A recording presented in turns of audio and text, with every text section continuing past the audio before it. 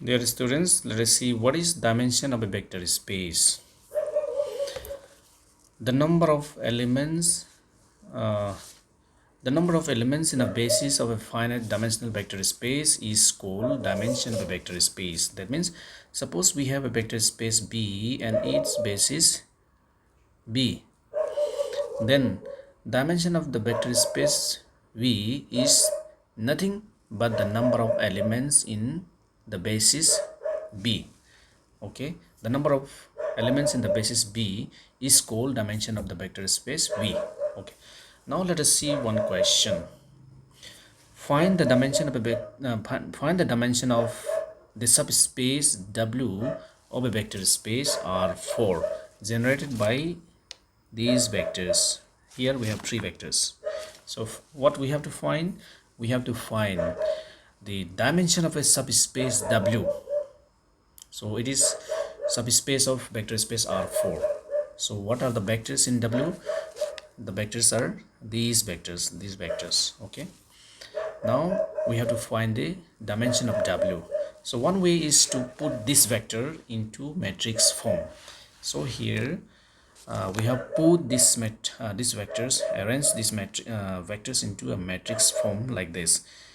This first row corresponds to first vector, second row corresponds to this second vector, and third row corresponds to this third vector. तो इस तरह से हमने given vectors को matrix का रो का form में हमने अरेंज किया. ठीक है. Now to find the dimension we have to convert the matrix into its echelon form. तो echelon form का मतलब क्या होता है? echelon form में convert करने का प्रोसीड्यूर ऐसा है. सपोज ये हमारा ये जो है हमारा गिवन मैट्रिक्स है, ये गिवन मैट्रिक्स है. तो इसको echelon form में हम कैसे कन्वर्ट करेंगे? सिंपल है. सबसे पहले हम फर्स्ट रो में जाएगा. फर्स्ट रो, ये फर्स्ट रो 1 है, रो 1, देन सेकेंड रो 2 है, थर्ड रो 3 ना. तो फर्स्ट रो का जो फर्स्ट एंट्री है उसको नॉन ज़ीरो बनाना है. ठीक है. सो स्पेसिफिकली हम उसको 1 बनाना है.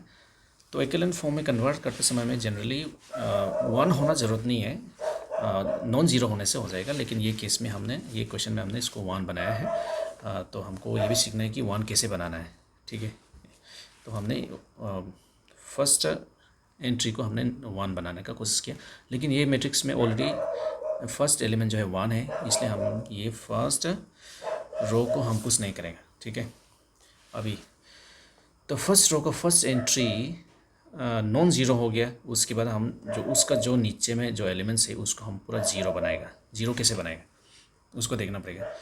तो सबसे पहले स्टेप होगा हमको 2 को 0 बनाना है. 2 को 0 कैसे बनाएगा? हम एलिमेंट्री ट्रांसफॉर्मेशन करके, रो का एलिमेंट्री ट्रांसफॉर्मेशन करके हम उसको 0 बनाएंगे. तो 2 को कैसे 0 बनाएगा? सो 2 इज़ इन रो 2 ना. So row 2 has been transform to row 2 minus 2 times of row 1. इसी कारण से 0 आएगा, बिकॉज रो 2 में क्या है? 2 है, माइनस 2 टाइम्स ऑफ 1 करने से क्या आएगा? 2 माइनस 2, ये 0 हो जाएगा ना. 0 हो गया, इसलिए यहाँ पे 2 से 0 आ गया. ठीक है. अभी 1 से -7 कैसे आएगा वो देखना पड़ेगा. अगेन ये ट्रांसफॉर्मेशन को फॉलो करना है. Row two is 1 in this case, and 2 times of row 1 is 4 ना. ये हो गया 1 माइनस 8, दिस इज़ -7, इसलिए ये -7 आ गया. अगेन ये 3 से ये -1 कैसे हो गया वो उस देखना पड़ेगा. -1 कैसे हो गया वो देखना पड़ेगा. तो अगेन ये ट्रांसफॉर्मेशन को फॉलो करना है. Row two is -3 and -2 times of row 1 is -1. Here is -1 ना. सो ये कितना हो जाएगा? -3 प्लस माइनस प्लस हो जाएगा, 2 -1 हो गया, इसलिए ये -1 हो गया. इस तरह से ये -1 से फिर ये -7 किससे आ गया, वो भी सेम है, ये ट्रांसफॉर्मेशन को फॉलो करना है। √2 means -1 -2 times of row one is 3 ना, 3 ये हो गया -1 -6 ऐसा करके ये जो है -7 आ गया। ठीक है, तो अभी हमको ये मैट्रिक्स मिल गया, किस तरह से ये मैट्रिक्स मिल गया आपको मालूम हो गया। उसके बाद नेक्स्ट जो है हमको ये सेकेंड रो का जो फर्स्ट एंट्री है उसको 1 बनाना चाहिए। तो इसको 1 बनाना है हमको, तो 1 कैसे बनाएंगे, यहाँ तो -7 है, इसलिए तो -7 को हम अगर -1/7 से मल्टीप्लाई करता है ये रो में, तो ये तो 1 हो जाएगा ना। ये रो में ये फर्स्ट ये एलिमेंट 0 का साथ में -1/7 मल्टीप्लाई करने से भी ये 0 ही आएगा, नो चेंज। तो ये वाला में -7 इंटू -1/7 करने से आपको 1 मिलेगा। ठीक है, इसलिए यह 1 हो गया, ये कैसे आ गया ये मालूम हो गया। और ये फिर ये -1/7 से -1 को इंटू करने से हमको 1/7 मिलेगा, माइनस गायब हो जाएगा। और -7 को -1/7 से इंटू करने से आपको क्या मिलेगा, 1 मिलेगा। इसलिए ये -7 से ये 1 इसलिए आ गया। ठीक है, तो इस तरह से आपको ये थर्ड मैट्रिक्स भी आपको मिल गया। ठीक है ना, थर्ड मैट्रिक्स भी मिल गया। अभी लास्ट ये तो अभी हमको 1 मिल गया जो चाहिए था, अभी ये 1 में कन्वर्ट हो गया।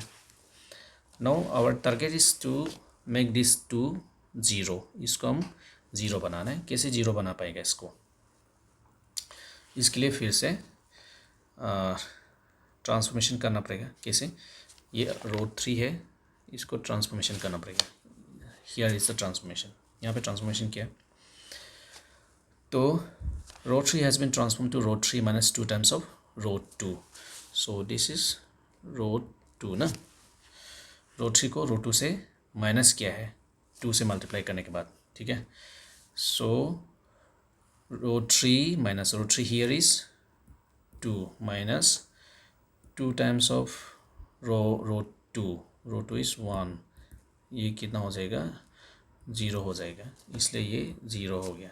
ठीक है, again √3 here is 1 minus 2 times of √2 means 1/7 that means 1 minus 2/7, this will give you 5/7, इसलिए ये 5/7 हो गया।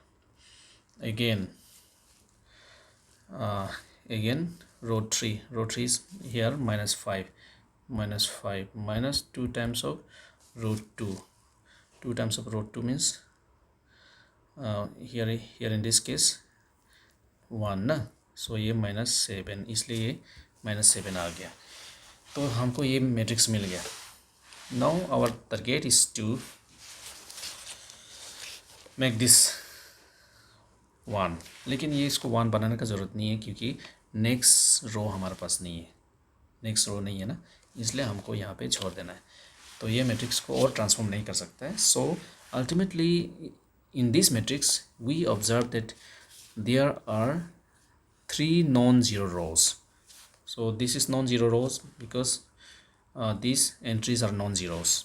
So this is also non-zero row, this is also non-zero row because some entries are non-zero, and the third row is also non-zero row because even though these first two elements are 0, but this second element and third element are non-zero, therefore this third element is also non-zero.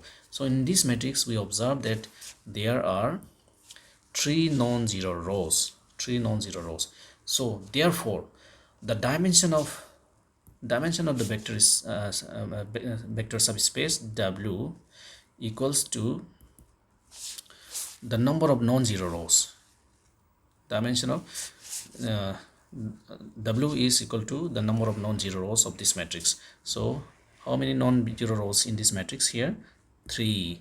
Therefore dimension of W is 3 in this case. Okay, so the number of non-zero rows in a matrix is also called as rank of the matrix. Rank of the matrix भी बोलेगा, ठीक है, लेकिन आपको rank के बारे में हम डिटेल्स कुछ नहीं पढ़ना है, इसलिए हम रैंक के बारे में आपको नहीं बता रहे हैं, ठीक है।